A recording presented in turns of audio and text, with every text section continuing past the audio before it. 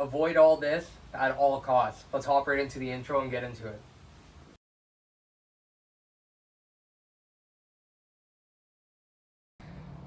Hey guys, I think this is going to be my best YouTube video. I definitely put the most amount of time into this one, so let's hop right into it. Today I want to show you guys how to prepare the night before or even the day of when you go fishing. Any kind of fishing, doesn't matter if it's bass, muskie, walleye, anything. I just want to give you a couple pointers that I learned from myself and what I learned from other people. Alright, so let's begin. At the start of the video, you've seen a ton of tackle boxes, and over the years I learned that they're not the best. What is the best now is these little handy dandy boxes right here. Should have a couple more in here. I'll let you guys know why I swear by these. Okay. The reason why these are the best is because it organizes everything. Right in here I got a largemouth one, I got a smallie, and I got another largemouth / smallie, like all my extras. And now makes everything so easy. So now when I go fishing, I barely bring my big box right here. The only thing I need out of this is maybe a set of pliers right here. That's the only thing I really need. I just bring one of these and it makes life so much less stressful. It's very easy.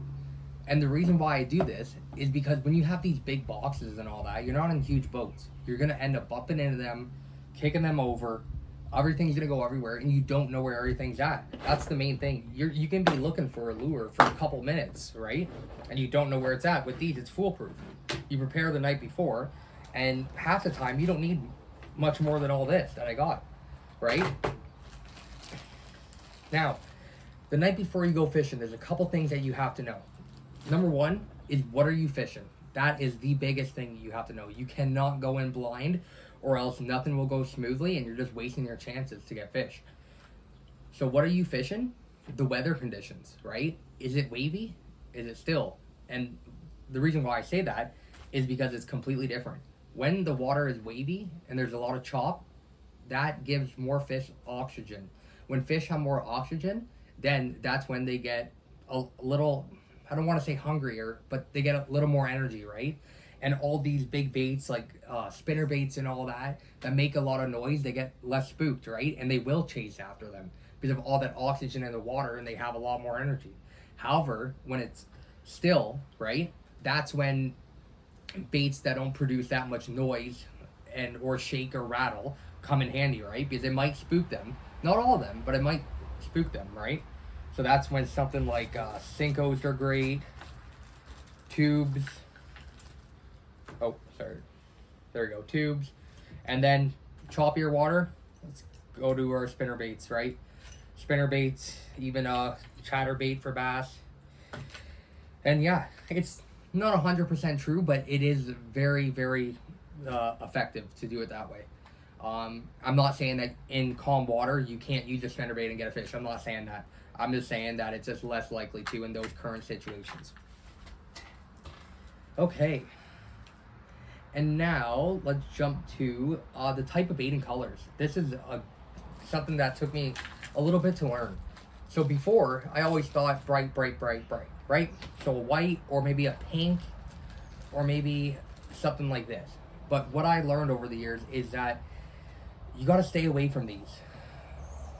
Maybe white you get away with because, I don't know, white's just an amazing color for fishing. I don't understand it. But when the water is dirty, there's two ways you can go. So I mean dirty, that chocolate brown water, there's two ways you can go. You can either go bright, which we have right here, or, well, figures I don't have it on me right now because I use it so often. That's the thing. But anyways, I have something. One of these boxes right here.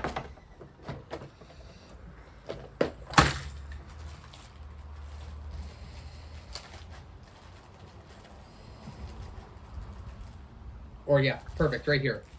Water dirty, you can either go really bright or just be darker than the water, right? And that's one thing that I learned, that being darker than the water also works, and it gives it that natural presentation, right?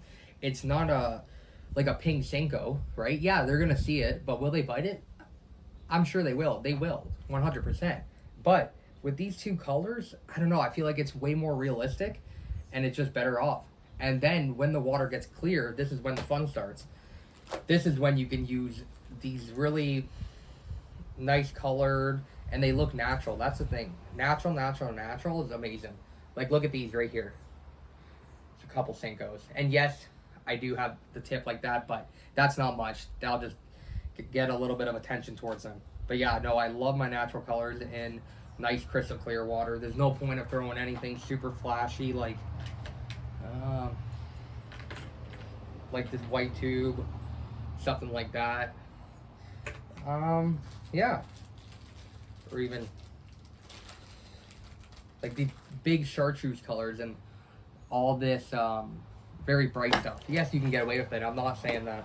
You can definitely catch fish, but yeah, like something like that, right? Which even that's not bad, because that it does look like a perch, right? And if you do have water in your perch, if you have perch in your water, then hey, they'll definitely get bites.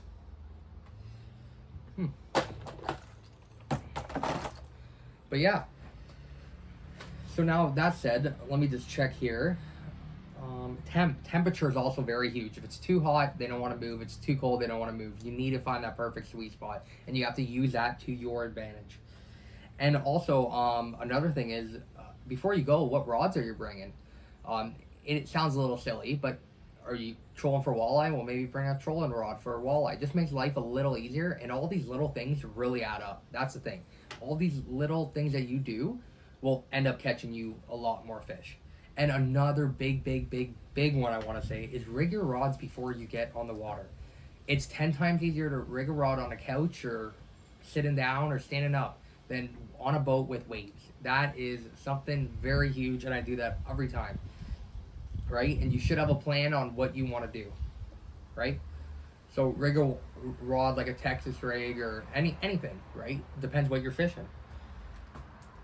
And another reason why I really like these is because there's so many times when I was younger that I would be looking around for some kind of lure, and then it would take me a couple minutes and I finally found it, and then I would have to throw it on, and then there might have been schools right underneath me. And now when I was messing around, I didn't get my fish, right? If your line's not on the water, you're not getting anything.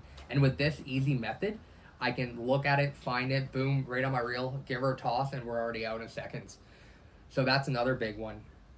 And another big tip that I learned is it's better to use the wrong bait in the right spot with fish than the right bait in the wrong spot. And that's something I really stuck by. Like, yes, I'm talking about all these baits, but you have to find where the fish are at. You can throw the best things ever, the most live action, you can jerk it, retrieve it the best ways possible, but you need to find where those fish are at. And yeah, if you're looking, you're not fishing, guys, thank you, and I really appreciate it. If you guys have any questions, feel free to go right down in the comments, let me know. I'll reply right away, trust me. And thank you for all the subs that we've been getting lately.